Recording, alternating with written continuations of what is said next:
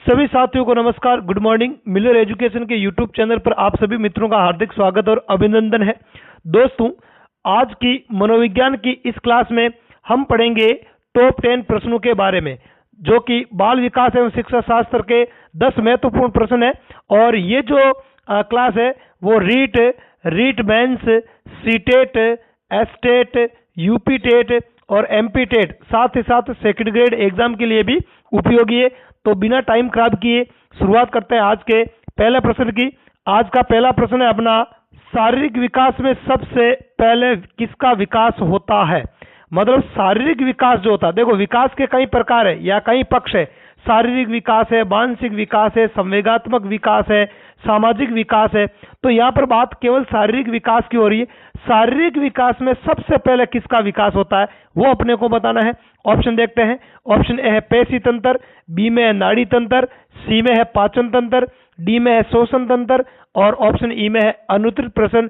तो इस प्रश्न का जो राइट आंसर है वो हो जाएगा अपने ऑप्शन बी हो जाएगा नाड़ी तंत्र। सबसे पहले शारीरिक विकास में सबसे पहले है वो नाड़ी तंत्र, मतलब नर्वस सिस्टम है ना, या बोलते हैं इसको अपन तंत्रिका तंत्र, है ना। तंत्रिका तंत्र का विकास है वो सबसे पहले होता है। तंत्रिका तंत्र में कौन आ जाता है? केंद्रीय तंत्रिका तंत्र है, परिधीय तंत्रिका तंत्र है, स्वायत्त तंत्रिका तंत्र है ना, सीएनएस है, ठीक है, पीएनएस है, एएनएस है, ठीक है, एएनएस है ना। तो तंत्रिका तंत्र है, उसका निर्माण है वो सबसे पहले होता है। अगले प्रश्न की बात करते हैं। दूसरा प्रश्न है आज का, एक बच्चे के दूध के दांतों में कौन से दांत अनुपस्थित होते हैं? मतलब बच्चों में दांतों की संख्या होती है 20, जिनको अपन बोलते हैं दूध के दांत। तो दूध के दांतों में कौन से दांत है वो नहीं पाए जाते। अब कौन से का मतलब देखो, दांत होते हैं अपने 4 प्रकार के। वयस्क मनुष्य में दांतों की संख्या होती है 32 और इन 32 दांतों को कितने भागों में बांटा जाता है? 4 भागों में बांटा जाता है, ठीक है। कौन कौन से वो 4 पार्ट होते हैं? वो 4 पार्ट होते हैं। एक तो होता है कृतनक दांत होते हैं, एक हृदनक होते हैं, एक अग्रचूर्णक होते हैं, एक चूर्णक होते हैं। तो ये 4 प्रकार के दांत होते हैं और टोटल वयस्क मनुष्य में 32 दांत होते हैं। अब बात करें अपन बच्चों में, तो बच्चों में दांतों की संख्या होती है 20। तो कौन से अनुपस्थित होते हैं? मतलब 12 दांत अनुपस्थित होते हैं। तो कौन से अनुपस्थित होते हैं? ऑप्शन ए में कृतनक, ऑप्शन बी में हृदनक, ऑप्शन सी में अग्रचूर्णक, ऑप्शन डी में चूर्णक और ऑप्शन ई में अनुत्तरित प्रश्न। तो देखो, कृतनक को अपन बोलते हैं इंसाइनर, है ना, इंसाइनर, इनको आई से दर्शाते हैं, ठीक है। हृदनक को बोलते हैं अपन केनाइन, है ना। अग्रचूर्णक को बोलते हैं अपन प्रीमोलर, क्या बोलते हैं? Premolar, PM. और चूर्णक को बोलते हैं अपन मोलर। आगे बात समझ। तो इनका जो फॉर्मूला बनता है वो ऐसे बनता है ICPMM, ठीक है। इंसाइनर, केनाइन, प्रीमोलर और मोलर। हिंदी में हो जाएगा कृतनक, हृदनक, अग्रचूर्णक और चूर्णक, ठीक है। आगे बात समझ में। अब टोटल इन दांतों की संख्या की अगर अपन बात करें तो इंसाइनर जो दांत होता है उनकी संख्या होती है एक। वयस्क मनुष्य में अगर अपन बात करें या बच्चों में बात करें तो बच्चों में इनकी संख्या होती है 8। हृदनक की संख्या कितनी होती है? सॉरी, कृतनक की संख्या कितनी होती है? 8। अब हृदनक जो केनाइन होता है इनकी संख्या होती है बच्चों में होती है 4। कितनी होती है? 4। और जो अग्रचूर्णक होता है जिनको अपन बोलते हैं प्रीमोलर, तो ये प्रीमोलर है वो बच्चों में नहीं पाए जाते हैं। दूध के दांतों में प्रीमोलर है वो नहीं पाए जाते हैं, तो इनकी संख्या हो जाती है 0। और जो चूर्णक है, मोलर है, ये पाए जाते हैं बच्चों में 8। कितने? 8। 4 इनमें से भी अब्सेंट होता है ना। ये 12 होता है, वयस्क मनुष्य में 12 होता है, इनमें से केवल 8 ही होते हैं, 4 नहीं होते। आगे बात समझ। तो प्रीमोलर तो बिल्कुल ही नहीं होते, प्रीमोलर तो बिल्कुल ही नहीं होता है। और प्रीमोलर की वजह से जो संख्या होती है वो कितनी हो जाती है? वो हो जाती है 8। वयस्क मनुष्य में प्रीमोलर की संख्या 8, ठीक है, और मोलर की संख्या होती है 12, ठीक है। तो 4 तो इसमें से कम और 8 ये कम, तो 12 दांत कम हो गए, तो 32 में से 12 निकाल देते तो 20 दांत बचते हैं। आगे बात समझ। इसलिए इस प्रश्न का जो राइट आंसर है वो हो जाएगा ऑप्शन सी हो जाएगा अग्रचूर्णक। कौन से? अग्रचूर्णक दंत। अगले प्रश्न की बात करते हैं। तीसरा प्रश्न है अपना, अधिगम पठार है, मतलब अधिगम पठार किसको कहते हैं? ऑप्शन ए अधिगम की दर में कमी, ऑप्शन बी अधिगम में कमी, ऑप्शन सी अधिगम में कठिनाई, ऑप्शन डी में अधिगम की दर में स्थिरता।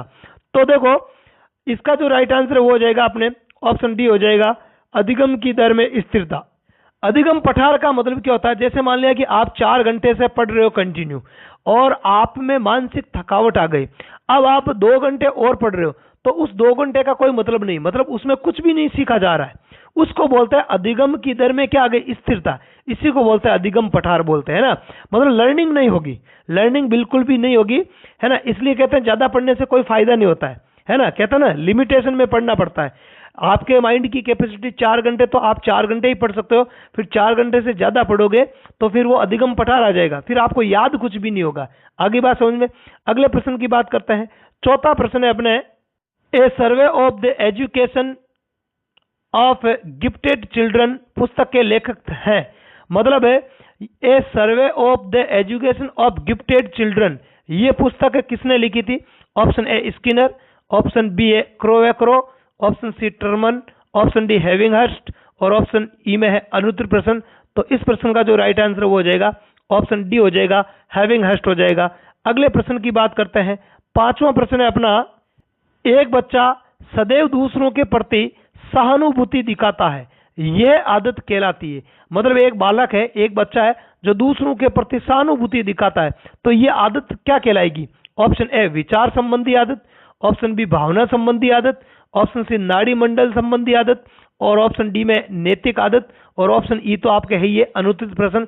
तो इस प्रश्न का जो राइट आंसर है वो हो जाएगा आपके ऑप्शन बी हो जाएगा, भावना संबंधी आदत। अरे सहानुभूति की क्या होती है? भावना होती है। सहानुभूति की क्या होती है? भावना। तो एक बच्चे में दूसरों के प्रति सहानुभूति है तो क्या है? वो एक भावना होती है। सहानुभूति रखना है ना, सिंपैथी रखना क्या होता है? भावना ही तो है, एक प्रकार की विचार थोड़ी के, है ना। दूसरों के प्रति क्या रखना? सहानुभूति, विचार थोड़ी की, भावना होती है। आगे बात समझिए। अगले प्रश्न की बात करते हैं। छठा प्रश्न है अपने, निम्न में से कौन सी एक व्यक्तित्व मापन की प्रेक्षणात्मक विधि नहीं है? मतलब व्यक्तित्व मापन की जो विधि होती है उनको दो भागों में बांटते हैं मोटे तौर पर, वैसे 3 भागों में बांटते हैं। एक तो होती है अपने प्रेक्षणात्मक विधियां, कौन सी? प्रेक्षणात्मक या प्रक्षेपी विधियां बोल दो, एक अप्रक्षेपी बोल दो, ठीक है, अप्रक्षेपी बोल दो, और एक होती है मनोविश्लेषणात्मक। कौन सी? मनोविश्लेषणात्मक। तो व्यक्तित्व मापन की जितनी भी विधियां हैं, है ना, उनको 3 भागों में बांटा जाता है, प्रक्षेपी, अप्रक्षेपी और मनोविश्लेषणात्मक विधियां। अब इस प्रश्न में पूछा जा रहा है कि प्रेक्षणात्मक विधि कौन सी नहीं है वो बताना है। ऑप्शन देखते हैं। ऑप्शन ए स्वतंत्र शब्द साहचर्य, ऑप्शन बी वाक्य या कहानी पूर्ति परीक्षण, ऑप्शन सी रोषाशाही धब्बा परीक्षण, ऑप्शन डी में बाल प्रसंगात्मक बोध परीक्षण और ऑप्शन ई में अनुत्तर प्रश्न। तो देखो यहाँ पे वाक्य पूर्ति परीक्षण, शाही धब्बा और बाल प्रसंग बोध परीक्षण, ये जो सब की सब है वो प्रेक्षणात्मक विधियां हैं। कौन सी विधियां हैं? प्रेक्षणात्मक विधियां हैं। जबकि स्वतंत्र शब्द साहचर्य विधि होती है वो ना तो प्रक्षेपी विधि है ना अप्रक्षेपी विधि है, बल्कि मनोविश्लेषणात्मक विधि है। कौन सी विधि है? मनोविश्लेषणात्मक विधि है। इसके अलावा मनोविश्लेषणात्मक विधियां में 2 विधियों को ज्यादातर पढ़ा जाता है। एक तो हो गई अपने स्वतंत्र शब्द साहचर्य विधि और एक होती है स्वप्न विश्लेषण। कौन सी? स्वप्न विश्लेषण विधि है, वो भी मनोविश्लेषणात्मक विधि के अंतर्गत ही आती है। तो मनोविश्लेषणात्मक विधियों में आपको 2 विधियां याद रखनी है, शब्द साहचर्य विधि और स्वप्न विश्लेषण विधि। ये 2 विधियां मनोविश्लेषणात्मक विधियां होती है। अगले प्रश्न पर बढ़ने से पहले एक सूचना है, और सूचना यह है कि आप हमारे मिलर एजुकेशन के यूट्यूब चैनल के अतिरिक्त टेलीग्राम चैनल से भी जुड़ सकते हो। टेलीग्राम चैनल का जो लिंक है वो वीडियो के डिस्क्रिप्शन बॉक्स में दे रखा है। टेलीग्राम पर जुड़ने का आपको सबसे बड़ा फायदा ये होगा कि वहां पर अलग अलग सब्जेक्ट के और एक निश्चित टाइम टेबल के तहत, है ना, एक शेड्यूल बोला हुआ, ऐसा नहीं कभी डाल दिए क्विज, एक निश्चित टाइम टेबल के तहत क्विज मिलते हैं। उन क्विज को अटेंड करके आप अपनी तैयारी को और ज्यादा बेटर कर सकते हो। और यदि तैयारी पहले से आपकी अच्छी है तो क्विज को अटेंड करके ये आप चेक कर सकते हो कि तैयारी वास्तविकता में आपने कितनी की है या कितनी करनी अब भी बाकी है। तो अपने आप को आप अपडेट रखिए क्विज को ज्वाइन करके। आगे बात समझ में। इसके अतिरिक्त क्लास यदि अच्छी लगे तो इसे लाइक करके अपने मित्रों में शेयर जरूर कर देना, ये इतनी सी आपको पोलाइट रिक्वेस्ट है। और चैनल पर आप पहली बार हो तो चैनल को सब्सक्राइब करके बेल आइकन को प्रेस कर लेना, ताकि जैसे ही मैं कोई वीडियो अपलोड करूं अदर सब्जेक्ट का तो उसका नोटिफिकेशन आपको तुरंत मिल जाए, या कोई अन्य भी सूचना हो, है ना, तो उसके लिए आप टेलीग्राम को ज्वाइन कर लेना। कब क्लास मिलेगी कब नहीं मिलेगी, कई बार कोई कार्य हो जाता तो चेंजिंग भी हो सकता है, तो इसलिए टेलीग्राम को जरूर ज्वाइन कर लेना। अब बात कर रहे हैं 7वें प्रश्न की। तो आज का अपना 7वां प्रश्न है, टर्मन ने किस बुद्धि लब्धि वाले बच्चों को प्रतिभावान माना है? मतलब टर्मन ने कौन सी बुद्धि लब्धि वाले बालकों को क्या माना है? प्रतिभावान माना है। ऑप्शन है 120 से अधिक, ऑप्शन बी 130 से अधिक, ऑप्शन डी 140 से अधिक, ऑप्शन डी में 145 से अधिक और ऑप्शन ई में अनुत्तरित प्रश्न। तो इस प्रश्न का जो राइट आंसर वो हो जाएगा ऑप्शन सी 140 से अधिक। 140 से अधिक जिन बालकों की बुद्धि लब्धि अधिक है, टर्मन ने उनको प्रतिभावान या प्रतिभाशाली बालक माना है। अगले 8वें प्रश्न की बात करते हैं। 8वां प्रश्न है अपना, किसके अनुसार पिछड़ा बालक वह होता है जो अपनी आयु स्तर के बालकों की तुलना में उल्लेखनीय शैक्षणिक कमजोरी प्रस्तुत करते हैं। मतलब किस मनोवैज्ञानिक के अनुसार ऐसा बालक जो अपने आयु स्तर के बालकों की तुलना में महत्वपूर्ण रूप से या उल्लेखनीय रूप से शैक्षणिक कमजोरी प्रदर्शित करता है, प्रस्तुत करता है, तो वो बालक है, वो पिछड़ा बालक कहलाएगा। तो ये किसके अनुसार है? ऑप्शन ए रोनल के अनुसार, ऑप्शन बी बर्टन हॉल के अनुसार, ऑप्शन सी सिरिल बर्ट के अनुसार, ऑप्शन डी में वाटसन के अनुसार और ऑप्शन ई में अनुत्तरित प्रश्न। तो इस प्रश्न का जो राइट आंसर है वो हो जाएगा आपके ऑप्शन ए हो जाएगा रोनल के अनुसार। किसके अनुसार? रोनल के अनुसार ऐसे बच्चे जो अपनी आयु स्तर के बालकों की तुलना में महत्वपूर्ण रूप से शैक्षणिक कमजोरी का प्रदर्शन करते हैं तो वो पिछड़े बालक होंगे। अगले प्रश्न की बात करते हैं। 9वां प्रश्न है अपना, शिक्षा शब्द लैटिन भाषा के किस शब्द से बना है? मतलब जो शिक्षा शब्द है जिसको अपन बोलते हैं हिंदी में, तो ये लैटिन भाषा के कौन से शब्द से बना है? Option A education, option B है एडुकेशन, ऑप्शन सी में है एडुकेटम, ऑप्शन डी में एड्यूम और ऑप्शन ई में अनुत्तरित प्रश्न। तो देखो, अगर अपन बात करें तो एजुकेशन तो अंग्रेजी वर्ड है। एजुकेशन, शिक्षा को अंग्रेजी में क्या बोलते हैं अपन? क्या बोलते हैं? एजुकेशन बोलते हैं। तो ये तो अंग्रेजी का हो गया, ये तो लैटिन शब्द है ही नहीं, तो इसको तो यहीं पे क्रॉस कर दो।